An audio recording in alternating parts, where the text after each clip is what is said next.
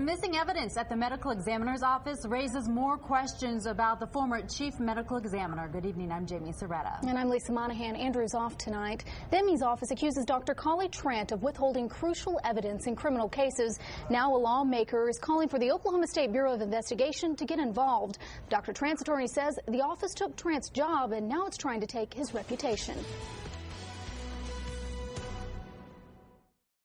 Dr. Collie Trant conducted 81 autopsies before the board fired him last month from his position as chief medical examiner. Rather than being the do-gooder whistleblower that he apparently professes to be, it turns out that he may in fact be entirely something else. During that time, State Rep Randy Terrill says Trant completed only 9 cases and accuses Trant of taking evidence from the medical examiner's office.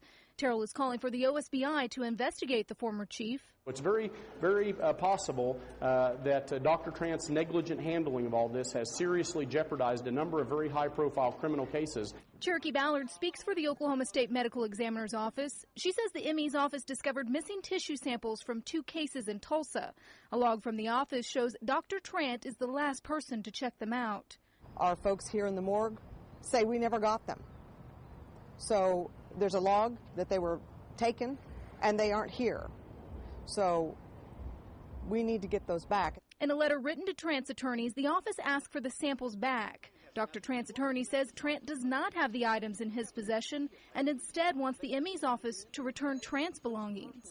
He thought that the medical examiner's office had some items that belonged to him. And most notable on that list was number 3, that there was a human larynx from an active homicide investigation in the state of Louisiana that was sitting in his office. Terrill says the body part from Louisiana caused the office to question Trant's motives for the missing tissue samples in Oklahoma cases. It turns out that he has a history of this, of picking up and walking off with tissue samples.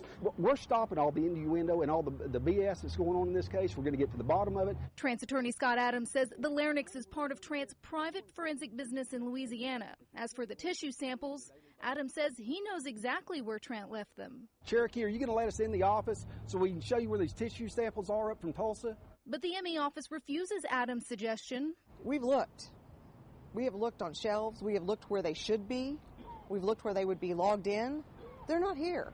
No, show you where they are. Oh, you're not allowing me to go? Tell us where they are. Why would I trust anything like that? They won't even allow me just to go to observe. Instead, the office offers to check for Trant and his attorney. Why in the world do you think I would trust anything like that? Why would you think I would trust after everything I put this man through? But that's the way it's going to be. Now, Adams says Trant also offered to complete his autopsies, but says the agency keeps refusing to cooperate. Oh, I believe we are trustworthy. That's, their opinion, and everyone is entitled to an opinion. We asked the governor for a response to Terrill's request. The governor's office deferred to the attorney general's office. The AG's office responded saying a previous audit found no criminal conduct. Spokesman Charlie Price also says if Representative Terrill or anyone else has evidence that a crime was committed, we would gladly look at that information, and I'm sure the district attorney would as well.